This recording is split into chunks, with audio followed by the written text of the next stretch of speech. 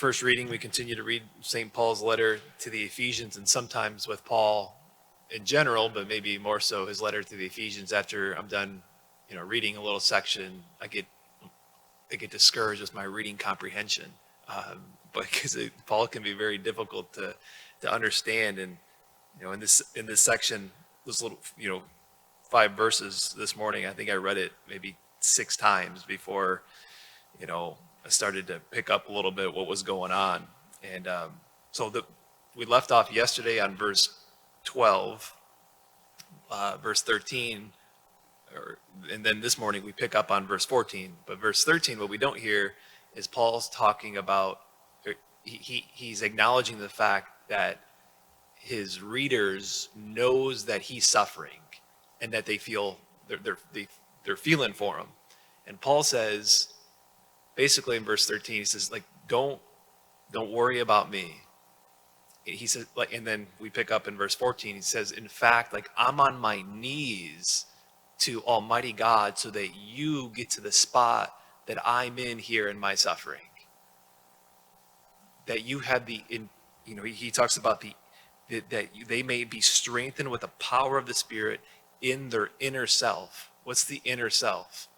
The inner self is the mind, that the mind be strengthened, that the will be strengthened, and the conscience.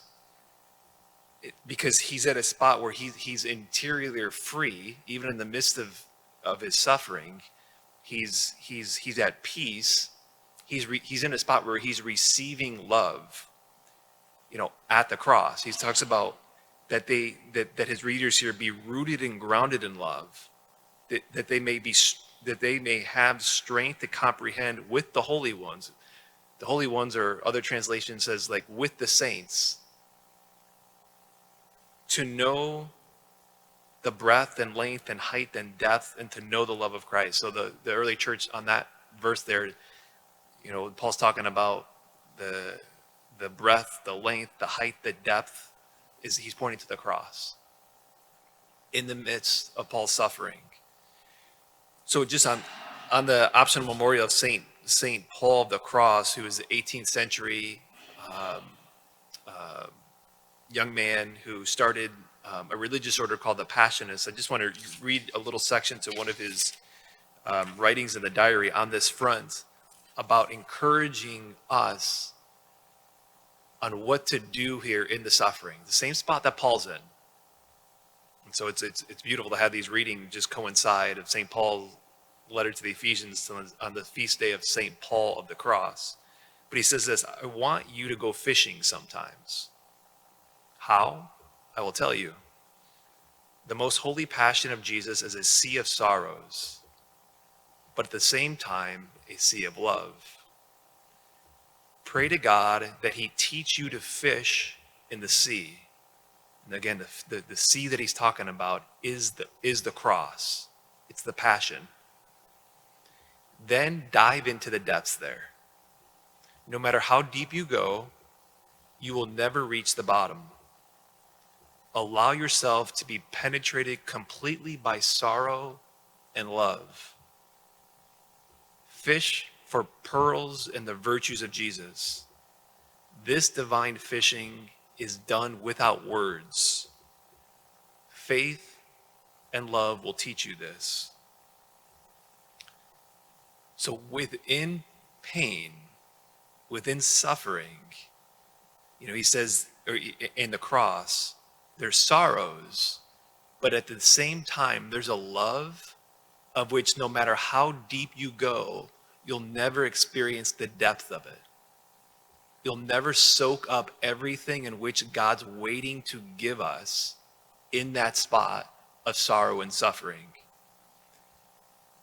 And so, he'd mention, and he would teach, when we're suffering, and just think of whatever it is, emotional, physical, whatever heavy on our hearts even this morning, when we're suffering, we're already participating in the passion.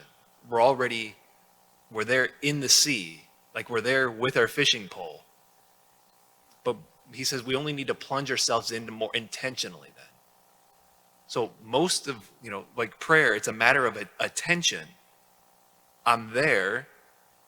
I'm at the opportunity of going to depth of receiving love. Now I just need to enter into it and plunge into it more intentionally.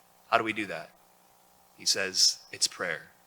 It's through opening up in our vulnerably, in all vulnerability, opening up and praying. And so he saw this participation, you know, in the passion as the pathway to union with Christ. And so, you know, St. Paul the cross, St. Paul in his letter to the Ephesians would encourage us this day to go fishing in the sea of love, which is the cross. And in this spot is where we're transformed towards this inner self that Paul's talking about, of our mind and of our will.